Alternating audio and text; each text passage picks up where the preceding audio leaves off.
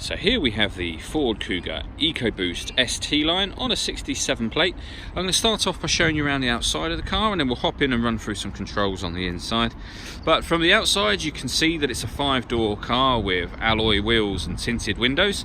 Let's start off inside the boot and then work our way around the rest of the car from there. So as we approach the back of the car, you'll see we have reversing sensors, plenty of boot space as well, along with that 60/40 split folding rear seat.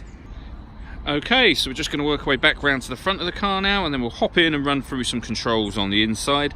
But now that we've done a full circle of it, you can see it's in lovely condition the whole way round. Just briefly before we climb in, I think it's well worth seeing the interior from this exterior point of view. You get half leather seats, as you can see. There's plenty to run through on the dashboard, so let's hop in and we'll do that now. Okay, so now that we're inside the car, we're going to start with the dials. On the left-hand side, we have the rev counter, and on the right-hand side, the speedometer. At the bottom in the middle, we've got the fuel gauge and coolant temperature gauges. And then above that, within the trip computer section, you can see the total miles on this car, which are 15,546. You can change information displayed above that using buttons on the steering wheel, so you can have it on that digital readout for the speedometer, or various different individual pieces of fuel economy information, or you can have the kind of 4 main ones all in one section there, and then we're back round to the beginning again. And the buttons I was using to do that are these ones on the left hand side of the steering wheel. Beneath that, we've got cruise control and speed limiter. And then over on the right hand side of the steering wheel, we've got stereo controls and the button in the middle, which is the voice activation for the phone. So hit that button, ask it to dial anyone in your contacts list, and it'll do that for you without you having to take your phone from your bag or pocket. That is, of course, once you paired up your phone, and that is done on the central screen just here. Hit add device. Search for your vehicle on your device and select it once it is found. And just follow those instructions on screen. When it comes to music, there's plenty of ways to listen to it in this car. Hit that box, hit sources, and you can see there we got AM and FM radio, as well as DAB digital radio. We have a CD player.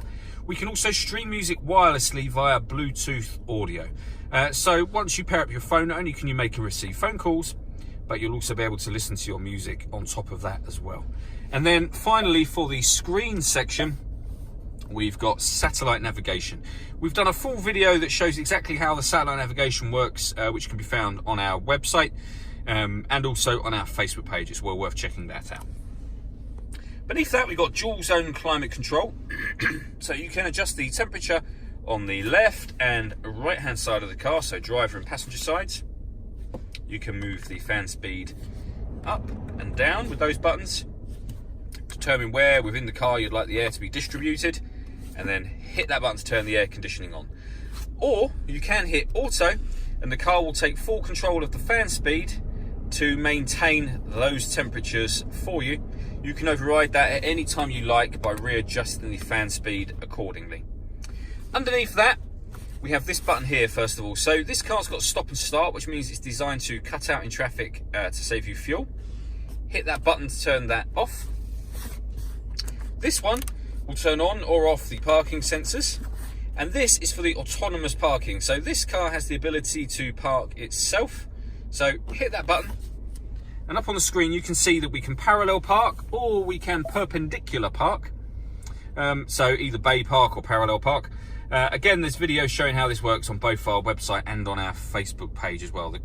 Well worth checking those videos out. If we press the button again, that'll turn that system off. And lastly, if I put the car into reverse, you'll see, well, not only will we have the parking sensors beep at you, but you've got a little visual guide front and rear as well. We then have the 6-speed manual gearbox, 12-volt charging socket, and the electronic handbrake. All that leaves me to say is thank you for taking the time to watch this video. If you'd like to come and see the car in person and have a test drive, please feel free to call any of our MJA sites. We'd love to hear from you soon.